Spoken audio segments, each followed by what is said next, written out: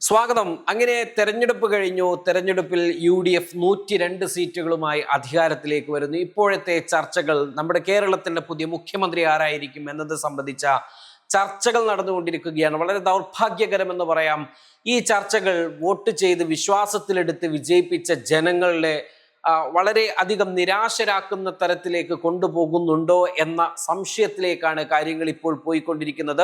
ഇത് കോൺഗ്രസ് ആണ്. കോൺഗ്രസിൽ ഇങ്ങനെയൊക്കെയാണ്. ചർച്ചകൾ ഉണ്ടാകും, ജനാധിപത്യം ഉണ്ടാകും, ഉൾപാർട്ടി ജനാധിപത്യം ഉണ്ടാകും, തർക്കങ്ങൾ ഉണ്ടാകും, വാഗ്വാദങ്ങളും ഉണ്ടാകും. ഒടുവിൽ ഹൈക്കമാൻഡ് തീരുമാനിക്കും, ആ തീരുമാനം ഞങ്ങൾ അംഗീകരിക്കും എന്നൊക്കെയാണ് പറയുന്നതെങ്കിൽ പോലും ഇപ്പോൾ കേട്ടുകൊണ്ടിരിക്കുന്ന കാര്യങ്ങൾ അങ്ങനെയൊന്നും അല്ല എന്നതാണ് ഇപ്പോൾ നമുക്ക് അറിയാൻ സാധിച്ചു കൊണ്ടിരിക്കുന്നത്. ഇപ്പോഴിതാ ഹൈക്കമാൻഡിന്റെ 2 പ്രതിനിധികൾ മുകുൾ വാസ്നിക് ഉൾപ്പെടെയുള്ള ആളുകൾ കേരളത്തിലേക്ക് വരുന്നു. അവർ MLA മാരെ കാണാനിരിക്കുന്നു. അതിൽ ആരാണോ നിയമസഭാ കക്ഷി നേതാവാകാൻ യോഗ്യൻ അവരെ തിരഞ്ഞെടുക്കും എന്ന് പറയുന്നു. സ്വാഭാവികമായ പ്രോസസ്. പക്ഷേ ഇവിടെയും എന്ത് യോഗ്യതയാണ്, എന്ത് മാനദണ്ഡമാണ് കോൺഗ്രസ് മുന്നോട്ട് വെക്കുക മുഖ്യമന്ത്രിക്കുള്ളത് എന്നത് സംബന്ധിച്ചുള്ള ചോദ്യം മുന്നോട്ട് വരുന്നു. പക്ഷെ അവിടെയും ജനങ്ങൾ തീരുമാനിക്കുന്നു, അല്ലെങ്കിൽ ജനങ്ങൾ ആഗ്രഹിക്കുന്നു, അവർ പറഞ്ഞുകൊണ്ടിരിക്കുന്നു.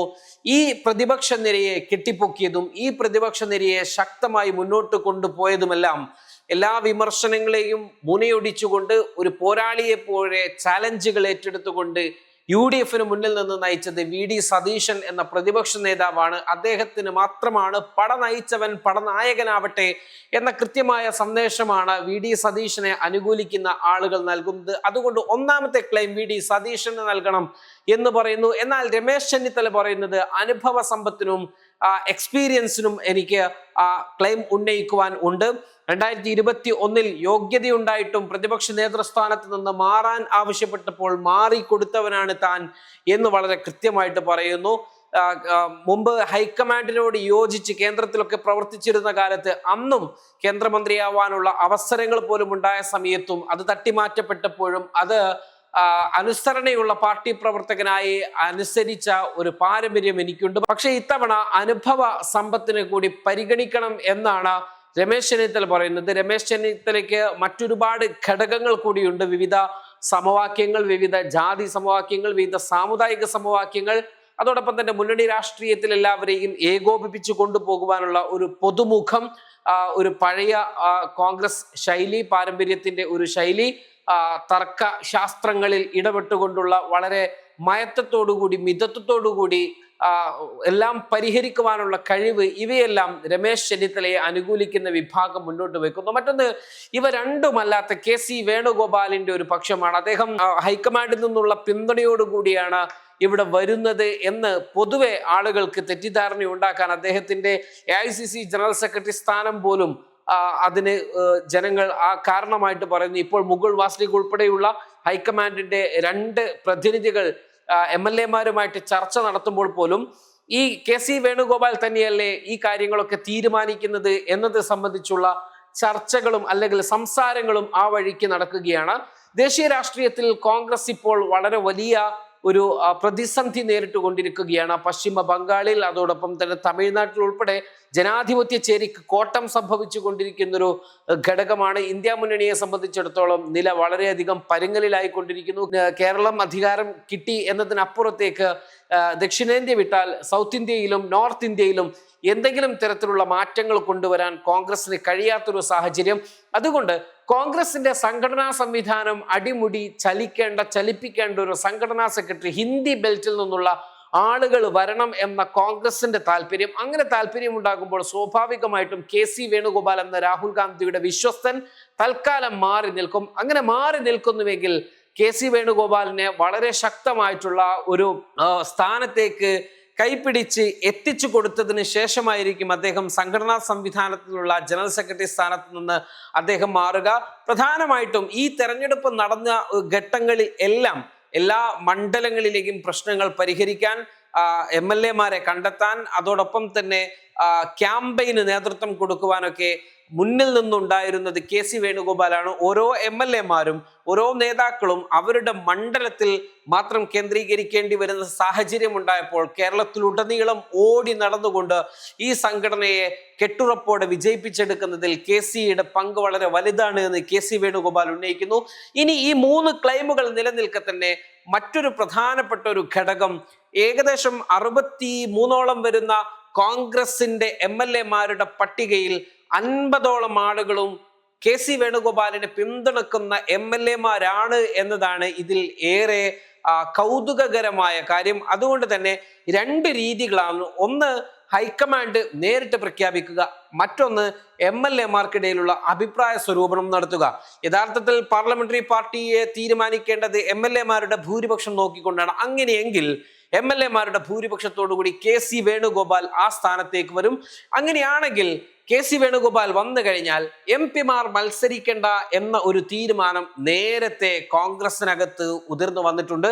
ആ തീരുമാനം ഹൈക്കമാൻഡ് തന്നെ ലംഘിക്കുന്ന തരത്തിലേക്കുള്ള കാര്യത്തിലേക്ക് പോകും. അങ്ങനെ വന്നാൽ നിലവിൽ ഞങ്ങളെപ്പോലെയുള്ള MP-മാർ മത്സരിച്ചാൽ തോൽക്കുന്ന സീറ്റുകൾ കൂടി ജയിപ്പിക്കാൻ സാധിക്കുമെന്ന് പറഞ്ഞത് കോഴിക്കോട് MP MK രാഘവൻ ഉൾപ്പെടെയുള്ള ആളുകളാണ്. MK രാഘവന് മത്സരിക്കാൻ അവസരം കിട്ടുകയാണെങ്കിൽ തനിക്കും വേണമെന്ന് തീരുമാനിച്ചിരുന്ന അടൂർ പ്രകാശിനെ പോലെയുള്ള MP-മാരുണ്ട്. അവരൊക്കെ ഈ വീണ്ടും ശബ്ദമുയർത്തുകയും അവരൊക്കെ ശക്തമായി ഹൈക്കമാൻഡ് തന്നെ അവരുടെ തീരുമാനത്തെ അട്ടിമറിക്കുന്നു എന്ന വാദം ഉന്നയിച്ചുകൊണ്ട് മുന്നോട്ട് വരികയും ചെയ്യും. ഇങ്ങനെ വരുമ്പോൾ കോൺഗ്രസിനകത്ത് അടിമുടി പ്രശ്നങ്ങൾ ഇനി നടക്കാൻ പോകുന്നു എന്നതാണ് ഏറ്റവും പ്രധാനപ്പെട്ട ഒരു കാര്യം. ഒരു പക്ഷേ മുമ്പ് നമുക്കറിയാം, പിണറായി വിജയനെ മുഖ്യമന്ത്രിയാക്കണം എന്ന രഹസ്യ തീരുമാനങ്ങൾ ഉണ്ടാകുമ്പോഴാണ് പോളിറ്റ് ബ്യൂറോയുടെ തീരുമാനങ്ങളെ അട്ടിമറിച്ചുകൊണ്ട് VS അച്യുതാനന്ദന് വേണ്ടി ജനങ്ങൾ തെരുവിലിറങ്ങുന്നത്, ജനങ്ങൾ അതിശക്തമായിട്ട് പ്രതികരിക്കുന്നത്. ഒടുവിൽ പോളിറ്റ് ബ്യൂറോക്ക് ആ തീരുമാനം തിരുത്തേണ്ടി വന്ന സാഹചര്യം പോലും നമ്മുടെ രാഷ്ട്രീയ കേരളത്തിൽ കുറഞ്ഞ വർഷങ്ങൾക്ക് മുൻപ് നമ്മൾ കണ്ട കാര്യമാണ്. അങ്ങനെ VS അച്യുതാനന്ദൻ മുഖ്യമന്ത്രിയാകുന്നു. ഇവിടെ കെ.സി. വേണുഗോപാലിനെതിരെ വളരെ ശക്തമായിട്ടുള്ള ഒരു പ്രതിഷേധം തന്നെ താഴെ തട്ടിലുള്ള അണികൾക്കിടയിൽ അത് വ്യക്തമാകും എന്ന കാര്യമാണ്, സൂചനകളാണ് ഇപ്പോൾ പുറത്തു വന്നുകൊണ്ടിരിക്കുന്നത്. അത്തരത്തിൽ ഒരു രീതിയിലേക്ക് അത് പോകും എന്നത് വളരെ കൃത്യമായുള്ള സൂചനകൾ വന്നുകൊണ്ടിരിക്കുന്നു. ഓരോ തരത്തിലും പ്രവർത്തകരുടെ വികാരം സോഷ്യൽ മീഡിയകളിലാവട്ടെ, മറ്റ് പല തരത്തിലാവട്ടെ, അതുകൊണ്ട് തന്നെയാണ് വളരെ സൂക്ഷിച്ചുകൊണ്ട് സോഷ്യൽ മീഡിയ അല്ല, ഏതെങ്കിലും ഫ്ലക്സ് ബോർഡുകളല്ല ആളുകളെ തീരുമാനിക്കുന്നത് MLA-മാരാണ് എന്ന് സധൈര്യം കൃത്യമായി കെ.സി. വേണുഗോപാൽ പറഞ്ഞു വെച്ചതും ആ ഘട്ടത്തിലാണ് ഈ ജനങ്ങളുടെ വികാരത്തെ മാനിക്കണം എന്ന തരത്തിലേക്ക് കോൺഗ്രസിന് എത്തേണ്ടി വരിക. ഇപ്പൊ നമുക്കറിയാം, വിവിധ വാർത്താ ചാനലുകൾ നമ്മുടെ ഉണ്ട്, അവർക്കൊക്കെ പ്രഭാത വാർത്തകൾ ഉണ്ടാകും, അനലൈസിങ്ങുകൾ ഉണ്ടാകും. അവരുടെയൊക്കെ കമന്റ് ബോക്സുകളിൽ ആളുകളൊക്കെ വീടി വരട്ടെ എന്ന് പറഞ്ഞുകൊണ്ടിരിക്കുകയാണ്.